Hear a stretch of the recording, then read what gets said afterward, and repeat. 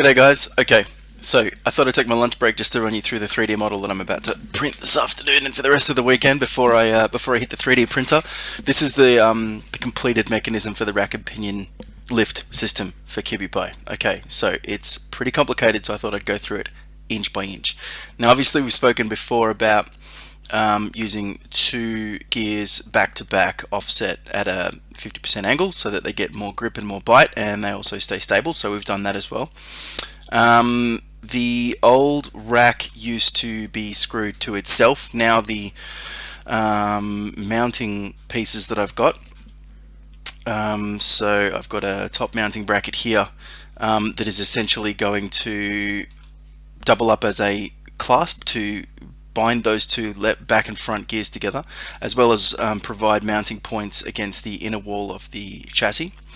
Down the bottom there will be base mounting points on the chassis for which a bolt will go through and create that clasp between the back and the front gear, as well as the mount onto the chassis as well, so a kind of a double up purpose there. And you'll see there's this guide down the side, so we'll get to that in a moment. That's essentially a rail for the mechanism to run on. So the pinion gear is the same as in the previous test. The only difference here is I've made a sort of an indentation, dual purpose indentation, number one, to get those screws to mount together, but also I find that the servo that I'm using at the moment is all well and good, but what if I want to change the servo? So what I've done is I've created a sort of a generic servo mount, which if I have to plug in a new servo that's got a different horn or something like that, I can essentially bolt that through. You don't need all four of these screws. I've just created that to accommodate if I have to use a different servo mount or some kind of additional change. So that has essentially a key that just plugs directly into that gear. So all those three pieces come together, and then there are screws, M3 nuts, that go through there for those two screws. Okay, so what's next? Then we've got the brake, right? So the challenge that we had was that if the servo is responsible for lifting the robot by rolling down this rack, then to keep the robot elevated, it would ultimately have to engage that motor non-stop to offset the weight that's pushing back down on the servo. So we thought, okay, well, we need some kind of a brake. So I created essentially a toothed gear inverted here at exactly the same front and back ratios. I'll show you that one in a second. Only difference is, if I just turn this spur gear off, is a slight chamfer on the inside there. So, and I'll just turn the rack off there as well to get that out of the way. So you can see there that there's a small amount of chamfering on the inside, and that's just to make sure that when it has to come in and shut the gear down, it meshes well. And then if I bring in the front brake, you'll see that there's a similar amount of chamfering on the inside of that gear there. Now this plate here will come into in a minute what that actually does. So I'll just turn those off for a second, and I'll turn on our spur and our rack again. So the final thing there is I've created a piston mount. Now I've actually done, sorry, not a piston mount, where is it? A pinion dowel. There we go.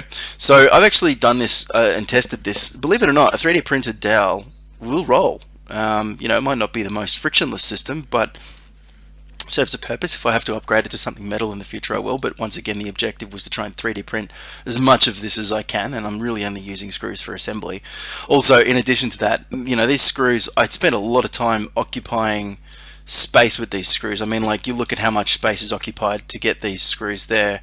If I ever went to a system of snapping and gluing, that would certainly reduce a lot of real estate that I have to use. So I wouldn't need the full I think I use about 8 mils of depth there to ensure that I've got room for the cap head and the actual depth of the screw itself. Whereas if I was just gluing using like a little snapping system and then gluing, that would save me a lot of time. And we'll get into that later, because actually this system doesn't fit into Cubie-Pie at the moment, so it is going to have to be reduced by a couple of mils on each side, and I've already got ideas on how to do that. So moving on, looking at how that, obviously, what does this connect to? Well, this connects to the front rack guide. Okay, so this looks a bit like the Millennium Falcon. And it's called the rack guide because it ultimately is what glides up and down on the rack here. So, you know, it's just a perpendicular mount to ensure that the rack and the pinion stay at a perfect angle. And you look at that and you go, well, that's not a lot of surface area to guarantee that. But you've also got to remember that this is not the only guide in the bot. There'll also be guides on all four of the legs, and that whole system will be moving up and down together. So there's a bolt that goes through here and ultimately connects into the front of this dowel. So it just literally bites through as far as it can and locks it in place. And then the spur gear spins around that dowel as moved by the servo mount, actioned by this horn here. And if I re-engage the brake, you'll see there that's what that other piece was on the brake. So that sits inside that guide there, and you can see there's all these clearances, just micro clearances depending on how much movement I need in for my 3D print.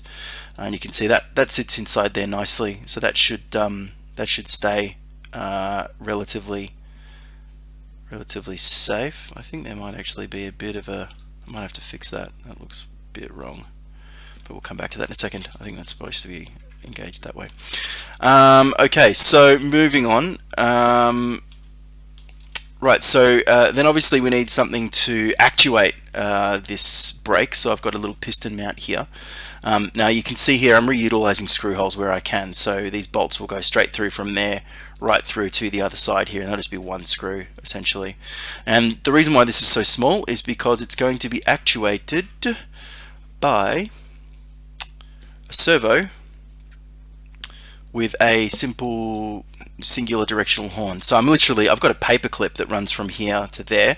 I've tested the strength of it. It doesn't need to be too strong. It's essentially it's performing a push action to release the brake, and then a pull action to essentially engage the brake. It's the pull action that's going to encounter the force.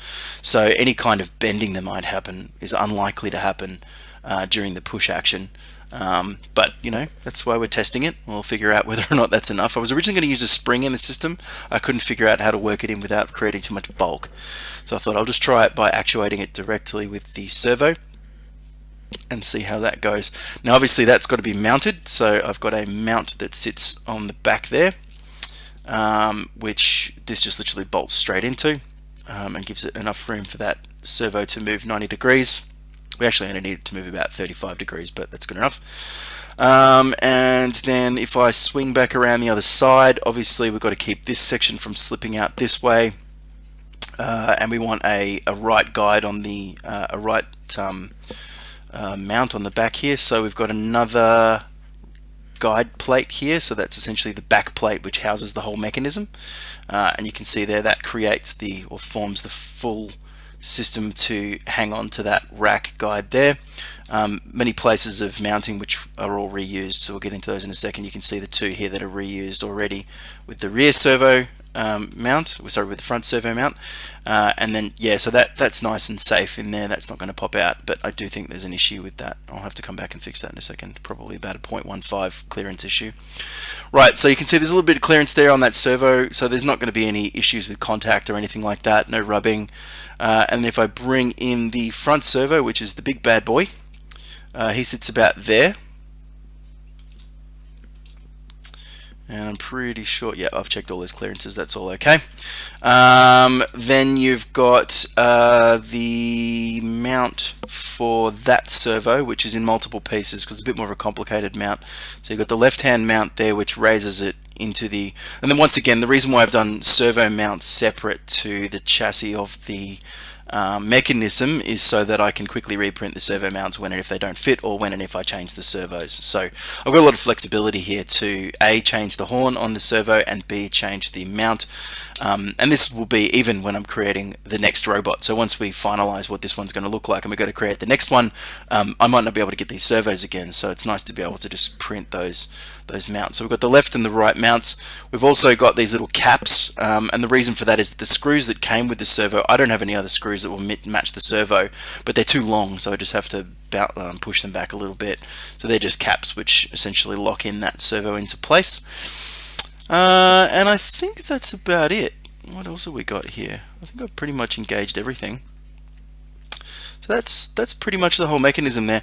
Now, if I quickly jump back into the Cubie-Pie Master, you will see that she doesn't fit. Yeah, so as I said, it's a tight squeeze, but those legs are still the original design before we changed the maximum height of the leg lift. So we've got a little bit of room vertically to drop there, but don't forget they are going to be mounted together, so there's going to be some kind of mechanism linking these two legs anyway, which will probably run straight through this unit.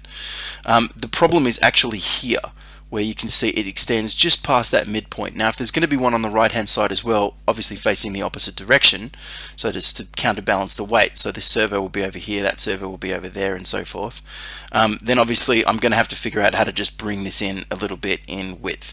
And I'm pretty sure I can do that, because I actually don't think that guide there for the debraking, for the braking actuation is actually that. It needs to be that long. So I should be able to bring it in by at least ½ centimeter, which 500 mils on that side should give us enough mirrored space on both sides to put both units in. So, you know, it looks like it's taking up a lot of space, but then you realize that this whole thing is actually only 150 mils. So, you know, and in real terms, that is really small. So I'm pretty satisfied with the kind of complexity that I've managed to work into a small package here. Anyway, I'm going to go and print it and get back to work while that's printing. So I thought I'd just show you guys this, and yeah, I'll submit another video to the tubes once I get it all working. Fingers crossed, boys. Catch you later.